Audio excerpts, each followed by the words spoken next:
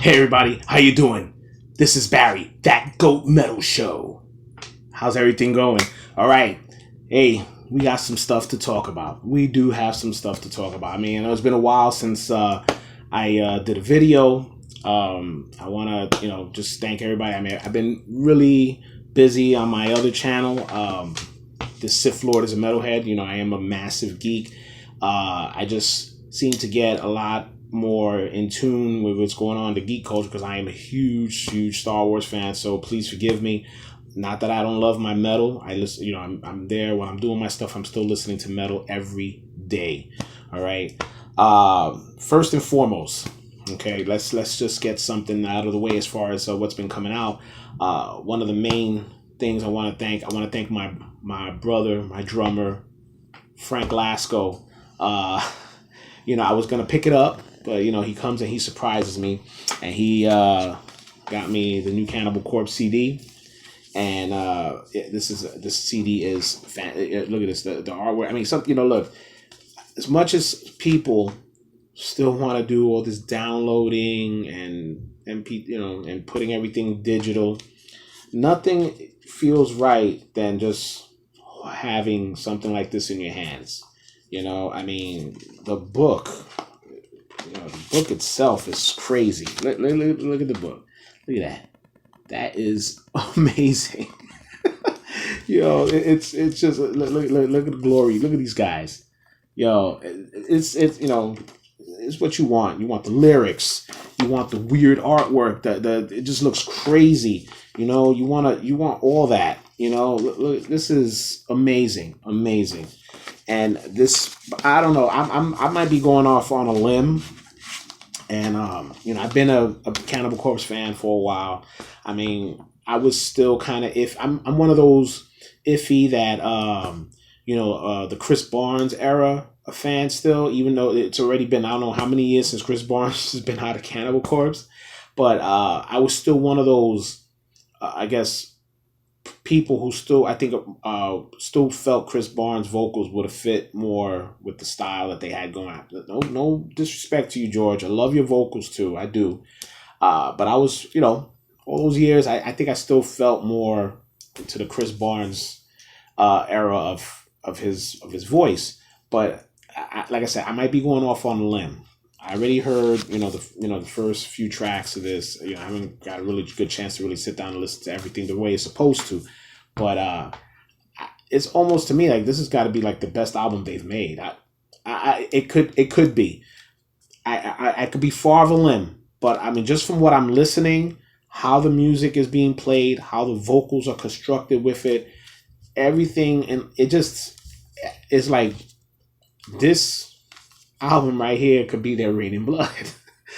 I mean, look, man. I don't know. Maybe it's just me. The fact that I was just happy to hear real good death metal.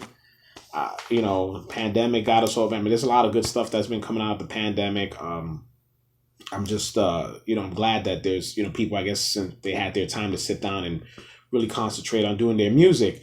So, with that being said, I'm just happy with the fact that things are going to start opening up again. We're going to finally get some concerts and, some shows. I think Deicide's supposed to be coming around New York sometime in July, I think, and in Brooklyn. I'm going to probably go give those guys a look. I saw Deicide's live show they did in April in Florida, and maybe it was okay. It was pretty good, but I have my I don't want to criticize. I hate criticizing because look, the fact that they're still going out and doing music and at a level, but we'll see. Maybe after a few shows, things will get back on track. Maybe it's just there for some cobwebs, But in that new Cannibal Corpse, fantastic. Really looking forward to the live shows.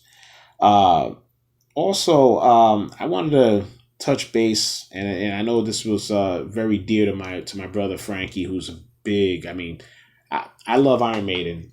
Most old school people are big Maiden fans. I didn't understand, and I'm sure even most people in music, You don't even have to be a metalhead or a person who likes metal. Most people know who Iron Maiden is. They know the scale of Iron Maiden. They over 40 years of music, playing shows, flying. Bruce Dickinson flying his own jet. Uh, the stuff those guys went through all the years. I mean, to not be elected to the Rock and Roll Hall of Fame. Uh, I don't know. I don't know what to say. It's you know Jay-Z and Foo Fighters get in before Maiden. I I don't understand that. I really don't. That would have been like I'll give you an example how foolish that sounds. That as much as like I said, those I like Jay Z. Let's get to Jay Z is one of my favorite rappers. I like I love rap. I love old school rap. Jay Z is one of my favorite rappers for my time. So I'm not. There's no disrespect to Jay Z for not getting in. Foo Fighters, different taste level, but I dig some of their stuff. But let's compare this. Let's just say you have Michael Jordan, right? Michael Jordan, Scottie Pippen. Okay? Scottie Pippen gets into the Hall of Fame before Jordan. How stupid would that be to people? That would be an uproar. How was Scottie Pippen? I'm just using it as a scenario. I already know everything, but I'm just using that as a scenario because unfortunately, they played in the same band, same team. Jordan Pippen, right? So look at Maiden as Jordan and look at the other guys as Pippen. How is it that it doesn't make sense? It doesn't make sense. I'm telling you, just that analogy alone. Use that analogy alone will tell you that doesn't make any sense. So, you just take it for what you will. It shouldn't be happening. It just shouldn't be happening. Okay. Also, oh man, I just hope that because that was one thing I thought when Maiden was ready to get into it would have been like a lock, like something like they did with Metallica and all that. It should have been like automatic. It's a travesty. It's just a fucking travesty. Okay. All right. I wanted to touch base on. I saw a video of KK Priest, right? Which is KK Downing from Judas Priest, the guitarist from Judas Priest. I guess he has a solo project. KK Priest, it's KK Downing on guitar. Ripper Owens is the singer. Les Banks on drums. AJ Mills on guitar. And Tony Newton on bass. I saw the video, Hellfire Thunderbolt. And all I gotta say is I love it. I fucking love it. I mean, a lot of times when these guys go off and they do side projects or they do solo things, the one negative a lot of people have with those side projects that is just basically the music is similar to the original band. That pretty much happened with one of the guys from I think it was Trevor Perez? Yeah, Trevor Perez I think went off. He did something. It was like they had the obituary sound. You had this guy from Fear Factory. It's everything's still it's still gonna it's still familiar to the original projects to a degree. Okay, but the thing I really enjoyed even though you hear the familiarity of Priest, it's more of that it brought me back to Painkiller. That's what I think. That's what I enjoy so much when I heard this song, the music, the way it feels. It when I heard Painkiller for the first time, it blew me away, because it was something beyond what you thought Priest would sound like. Priest was when the British heavy metal sound was coming out in the 70s, the new wave of British heavy metal. They had a sound. It was more not it wasn't to that level of what like a Metallica or Slayer sound was. They were they were a heavy metal band from Britain. They had their way, but it was pretty much yeah. But when Painkiller came out, Painkiller just took it to another level musically, and the way the music feels and the heaviness that he threw in there. It just felt great. So watching that video, and just listening to the music and hearing Ripper Owens, you know he has that Rob Halford sound to him. It just brought me back to Painkiller. That was how I felt. I felt like it was Painkiller, and it's great. I would, please, I would throw it in the link.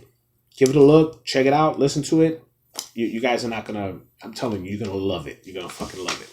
All right, but that's pretty much it for now, guys. I'm gonna keep trying to get back on track. Also, if you get a chance, I open up an online Zazzle store. Zazzle, Zazzle. All right. You can look up my store as Sith Lord 1974. I'll try to find the link, put the link in there. I made up some shirts. I made some Go to Mentis. We got some, some designs from Go to Mentis. That Goat Metal Show. Some stuff from my other channel. The Sith Lord is a Metalhead. Give a look, check it out. Give me a like and subscribe. Pass me around like a blunt, and let's get this thing going. We got some shows coming up June 12th. There's going to be a show up in Dobbs Ferry. My man Chucky and Crazy Eddie got a nice little hardcore show coming. If anything, if you're in the area and you're interested, throw it in my comments. I'll try to get you all the information. Throw it up in there, and hope to see you. All right, that's gonna probably be my first show of the summer, is to go see my boy play. All right, guys, thanks so much. Thanks again for watching That Goat Metal Show. Stay brutal.